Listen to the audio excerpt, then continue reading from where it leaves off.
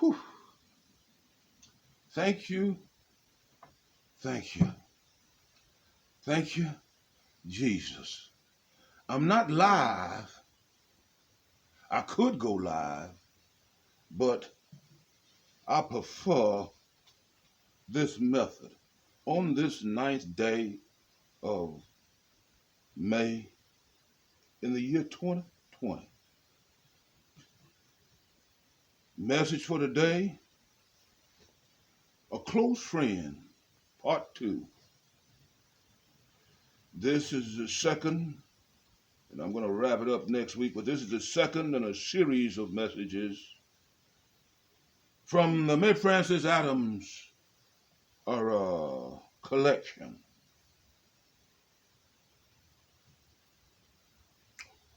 Who, you may ask, is Mae Francis Adams? If she was living today, she would be 132 years old. On the 28th of May, she will be 132 years old. I'll give you her age, experience, and a little bit of a background and scoot on to the message. But experience-wise, she was the secretary of the first Mount Pleasant District Association Women's Convention for 36 years. She was a Sunday school teacher for 25 years, teacher of women. She was a missionary society president. Huh. I could go on, but let me just give you a little bit of her background. She was a child of Reverend Dr. Eddie Warren Shields, who was pastor of the First Baptist Church of Linden, Alabama from 1900 to 1910. Mother's name was Melinda Hall Shields. Mae Francis Adams' rich tradition, my grandmother, my mother's mother. I graduated high school from her house. I met her at age 82 at the Ronald Reagan International Airport in Washington, D.C., when she took her first plane flight. I met her at the airport there in D.C., and she entrusted to me a priceless treasure.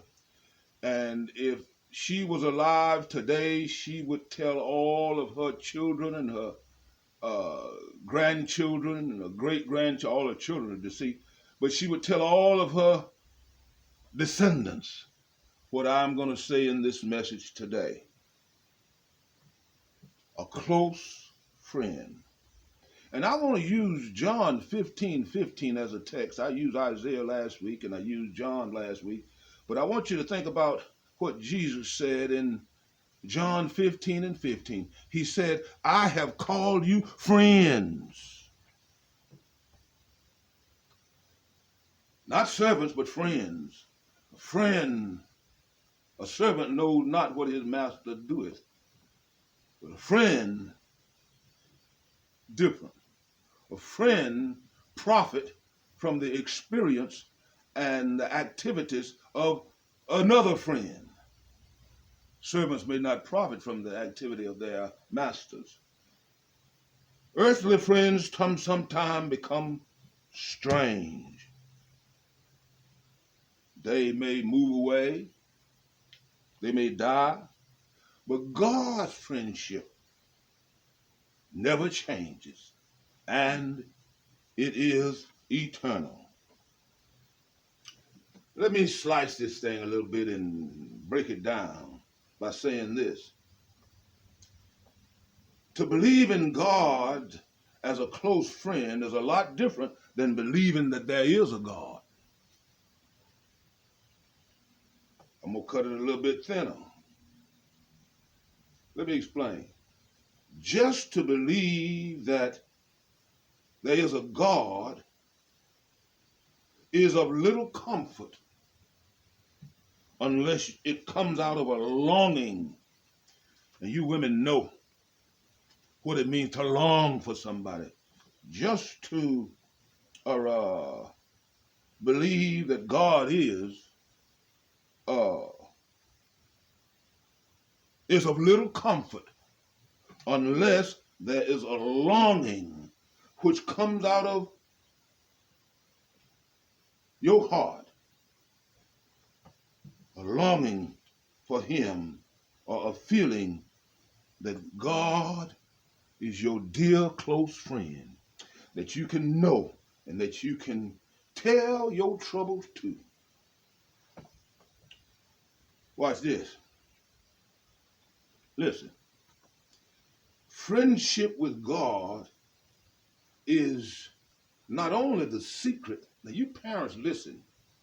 Make sure your children understand this. Friendship with God is not only the secret to joy and peace, but it is the secret of achievement, secret of success. With God as your dear close friend, you will find rest, not only from your many daily tasks, but in whatever you do. With God as your close friend, you will know how to carry your troubles, how to carry your burdens without being overcome by your burdens. Let me illustrate this right quick. A farmer was trying to lift a very large stone from the ground with his bare hands. And a wise friend of his said to him, I will show you how to lift that stone more easily. That's what God says to you and me. The friend made a lever out of another stone and a long plank. Soon, with a quarter of the stress and strain, the stone was raised. God is your wise friend today. And in the same way, when God in Jesus Christ is your close friend, he says to you in the Bible, come, I will show you how to raise your sorrows, show you how to handle your loneliness. Jesus said, come unto me, all ye that labor, heavy laden. I'm going to give you rest. I will show you how to raise your sorrow, your loneliness. Come, my friend. God's fellowship, God's friendship was never more clearly understood, never more clearly pointed out as when Jesus said to his disciples, when ye pray, say our Father. Say Father. The word Father paints a real picture of God. And you can be a dear friend with your Father, if nobody else. You can be a dear friend with your Father. You can look to your Father as one who supplies your needs. Yes, you can. As one who guides and comforts you. As one to whom you can tell all of your little cares and troubles, aches, pains. Let me give you another illustration about the fatherhood of God and what it means. Back in the old days, in the horse and buggy days, a traveler came upon modest cottage, said to a woman, give me a drink of water. She gave him some water. He called her auntie. That's a key. Back in the old days, they used to call aged black women auntie. They used to call aged black men uncle. But he said, auntie, Do you live here alone? Her reply was, just me and my heavenly Father. Whew, look at that. The woman knew God as a dear close friend, just as you can know him. Now I know your life is full of work, many problems, troubles, and that is as it should be. Growth takes place amid problems, troubles, and work. There are so many problems you face which seem to demand an immediate answer. There are so many things that take up every minute. It seems to leave no time for God. No time for God, your Father, and your close friend. But, hold on. If you really and truly want to know God as your dear close friend, do your part. Put aside some time to become acquainted with him. That's what Mary Frances Adams would say to all of her descendants. And she got so many, they cannot be numbered. Put aside a little time to become acquainted with God through study of his word and through prayer. My friend, it is possible and advisable that you put aside 10 minutes a day to get better acquainted with God. In these golden minutes, you have enough time to relax your body and your soul and your spirit. In these minutes, you have enough time to open a little door in your life and let his spirit and his friendship flow all over you. Feel his presence. Talk to him. Practice his presence. And trust in him. These 10 minutes can be an inner temple where you can each day renew your close friendship with God. The psalmist says, commune with your own heart upon your bed and be still.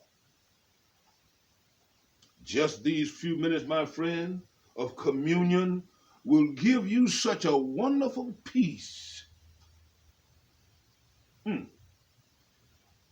It'll give you balance in your life. Just a few minutes, just a little talk with Jesus. Just a few minutes will often take you through the most deep felt sadness and the most difficult day or days in your life.